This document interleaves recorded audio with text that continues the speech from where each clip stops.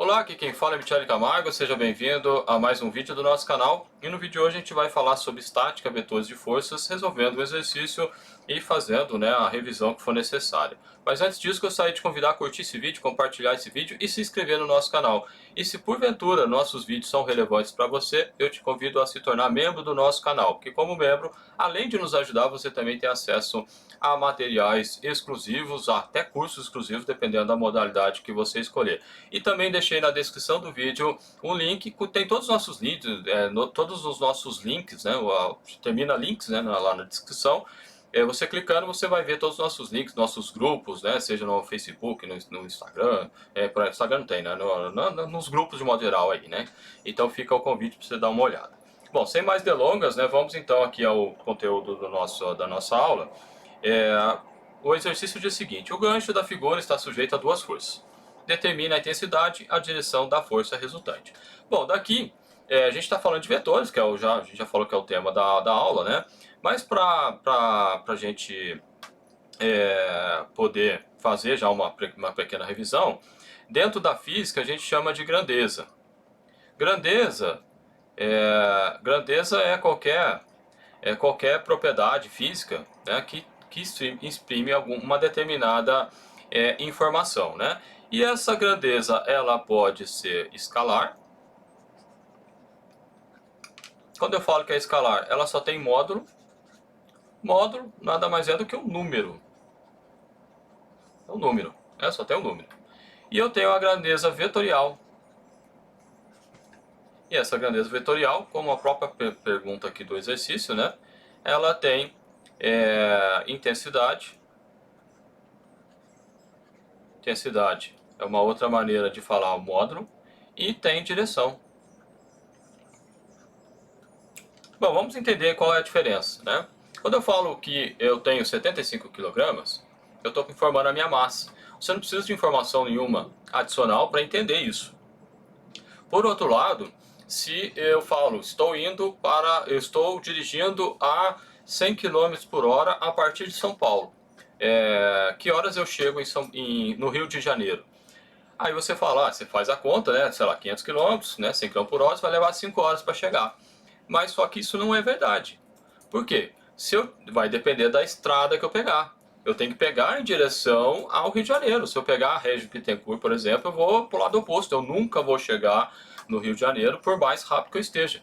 Posso ir num avião ultrassônico, nunca vou chegar no Rio de Janeiro. Então é esse ponto que é importante em termos de diferença entre uma grandeza escalar e uma grandeza vetorial. A grandeza escalar eu posso somar.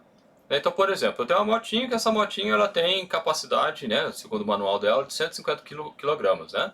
Se eu tenho 75, se eu pego uma outra pessoa, que seja mais pesada do que eu, por exemplo, que tenha 100 kg, e a gente quiser sair nós dois na moto, vai dar problema na moto, porque a moto não aguenta mais do que 150, tá no manual dela. Então, ou seja, eu posso simplesmente somar as duas informações, 75 mais 100, eu tenho 175, ponto. Já o vetor não. O vetor, se eu tenho uma determinada, estou empurrando ele assim, essa tesoura, se eu quero subir ela, não adianta eu empurrar ela horizontalmente. Eu tenho que empurrar para cima ou puxar, dependendo do caso. Só que assim, vetorialmente, então se eu tenho diferenças de fazer nesse sentido ou nesse, se eu tenho uma força nesse sentido e outra nesse sentido, vertical, o resultado não vai ser nem assim horizontal e nem assim vertical, vai ser alguma coisa inclinada. Então, por isso eu tenho uma outra maneira de calcular uma grandeza vetorial. A grandeza vetorial, uma soma vetorial, uma soma, a gente pode calcular pela regra do paralelogramo.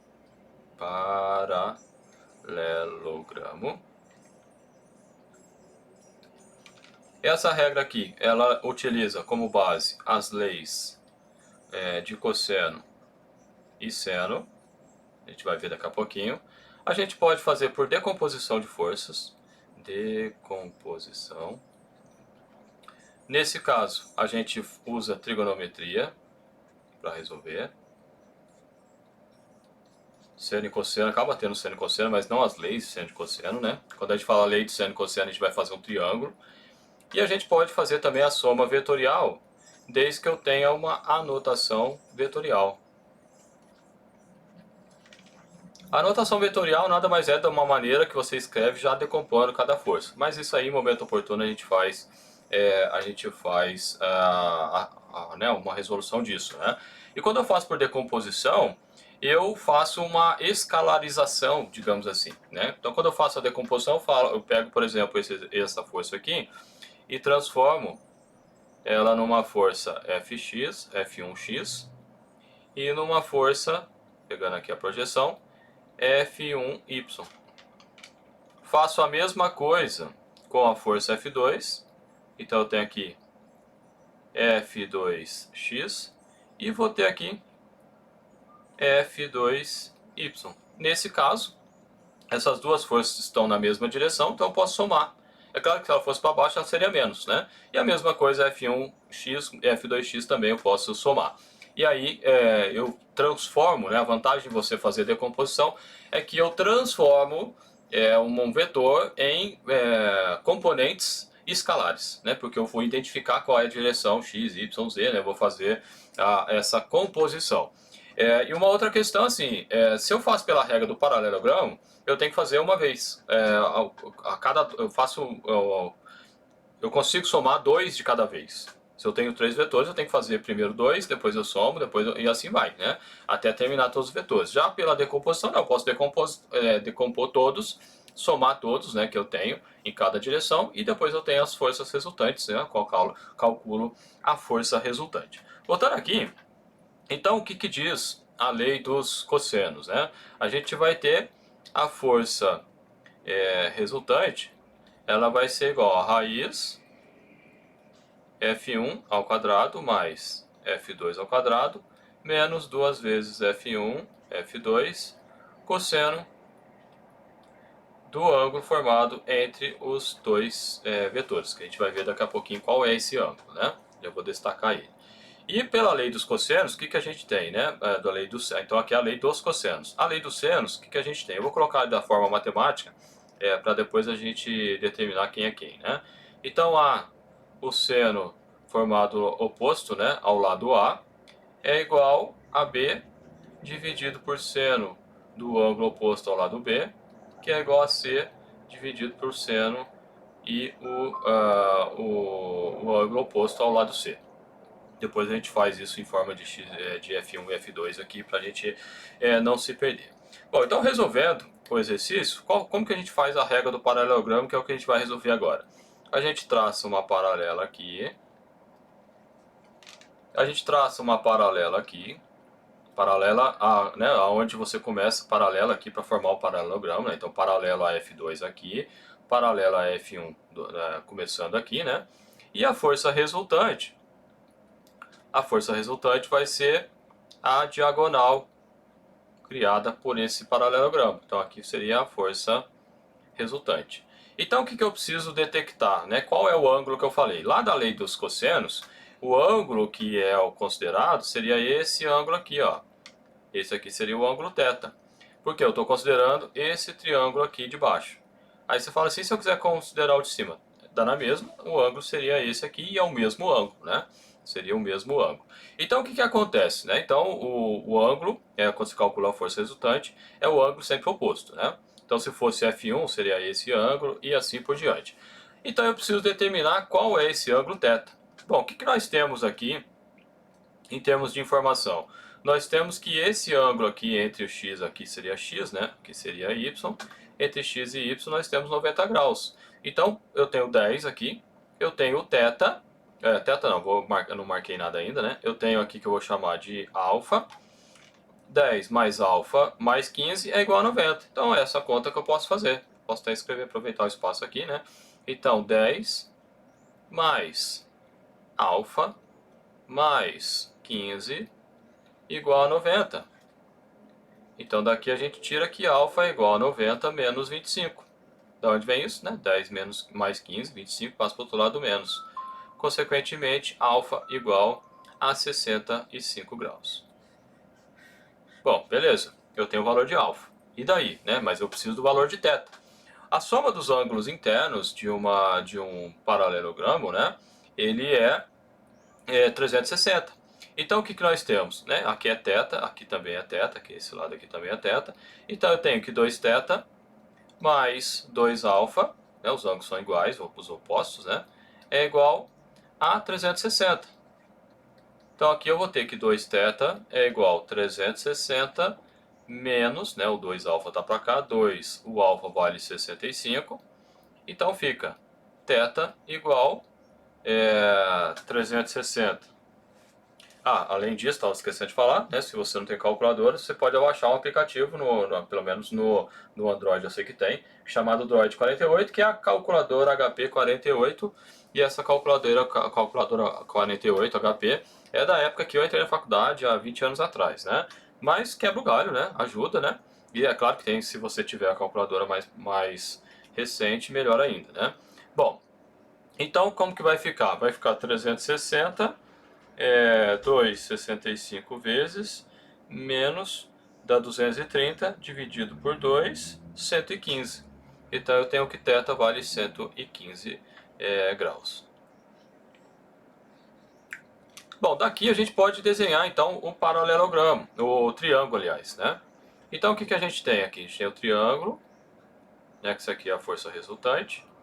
Vou mudar as cores aqui só para a gente destacar. Então eu tenho aqui a força F1, que vale 100. E eu tenho aqui a força F2, que vale 150. E o ângulo formado aqui é 115 graus. Bom, então, aplicando a lei dos cossenos que nós falamos lá, agora há pouco, a gente tem que a força resultante é igual a raiz 100 ao quadrado, que é o F1 ao quadrado, mais o F2 ao quadrado, que é 150 ao quadrado, menos duas vezes o F1, 100, vezes o F2, 150, vezes o cosseno do ângulo de 115. Então, a força aqui vai ficar a raiz, eu vou colocar um número grandão aqui que a gente vai calcular. Então, fica 100 ao quadrado, eleva 150, eleva 2 ao quadrado, 2, 100, 150 vezes, e eu tenho 115 cosseno, aí dá menos, né, 4,2, que multiplica, aí eu tenho menos com menos vai dar mais, né, então, mais, dá raiz de 33.767,8. Consequentemente, a força resultante vai ser igual, tirando a raiz aqui, dá 183. Deixa eu ver se eu fiz a conta certa. Se eu não errei na conta, vou marcar aqui. 183,8 newtons. Vou só conferir para ver se eu não fiz errado. Então, 100 ao quadrado, 150 ao quadrado. Opa, fiz errado aqui. 100 ao quadrado, 150 ao quadrado, mais 2, 100 vezes 150 vezes 115 cosseno vezes dá menos aqui, mais raiz. Então eu errei, que é 45.176, então tá errado aqui.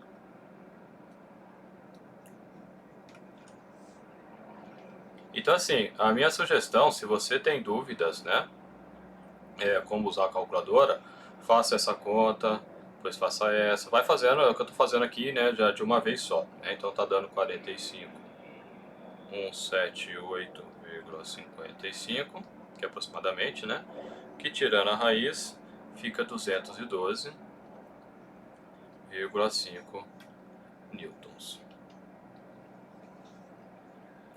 O que, que vai acontecer? O cosseno, ele vai dar um valor negativo. Aí menos com menos dá mais. Então acaba somando tudo isso aqui, né? E você tem um valor. Então o que, que acontece? Nós temos a força resultante 212,5. O que está coerente, já tendo em vista que eu tenho uma força aqui de 100, né? Levando em consideração que eu tenho uma força de 100 aqui, eu tenho uma força de 150 somando aqui, e a resultante está dando 212. Então está coerente, né? Não está nada absurdo não em termos de de valores. Bom, agora que a gente já tem a força resultante, então a gente consegue calcular qual é o ângulo, né? O que acontece aqui, né? Qual o ângulo? Vou desenhar de novo aqui. O ângulo, na verdade, deixa eu colocar uma canetinha. Eu vou aproveitar a figura aqui. Eu vou ter aqui a força resultante aqui. O ângulo que eu quero descobrir é esse aqui, vou chamar de beta, que é o ângulo com a horizontal. Poderia ser o ângulo com a vertical também, não tem problema nenhum. O que vai acontecer aqui, né? Eu desenhando novamente, então eu tenho aqui a força resultante, que é 212,5. Em alguns casos a gente poderia arredondar para 6, mas tá bom. A gente tem aqui a força de 100, né? Tá aqui a imagem ali, 100, aqui. E a gente tem a força de 150. Então esse ângulo a gente sabe que é 115. Quanto vale esse ângulo gama aqui? A gente não sabe. Então, pela lei dos senos, o que a gente tem? Né? A gente tem 150, aplicando a lei dos senos, né? Deixa eu colocar bem outra cor aqui. Então, a gente tem que 150 dividido pelo seno de gama. Então, é sempre o valor, né? Dividido pelo seno do ângulo oposto, igual 212,5 dividido pelo seno de 115. Como o meu objetivo é achar gama, né? Então eu vou separar aqui, a gente multiplica invertido. Então fica 212,5 seno de gama igual 150 vezes seno de 115. Então seno de gama vai ser igual 150 vezes seno de 115 dividido por 212,5. Só que eu não quero seno de gama, eu quero o arco seno, gama, que é igual, agora sim eu vou calcular o valor, né? Ou melhor, se eu escrever de forma correta aqui. O seno não, o θ, o gama, aliás, que eu estou usando aqui, o gama ele é igual ao arco seno do valor que vai resultar aquela conta ali. 150, 115 seno vezes 212,5 divide. Então dá o arco seno de 0,639,7. Então, tirando o arco seno aqui, eu tenho que gama é igual a 39, aproximadamente, né? 77, estou arredondando, 39,8 graus. Só que o que eu calculei é este, deixa eu botar a cor ali. Eu calculei aqui, voltando aqui para o desenho, né? Eu calculei gama é esse valor aqui. Então, eu preciso calcular beta. Pelo desenho, o que a gente tem? A gente tem, ali do desenho, vou até fazer uma divisória aqui, que beta é igual a gama mais 15.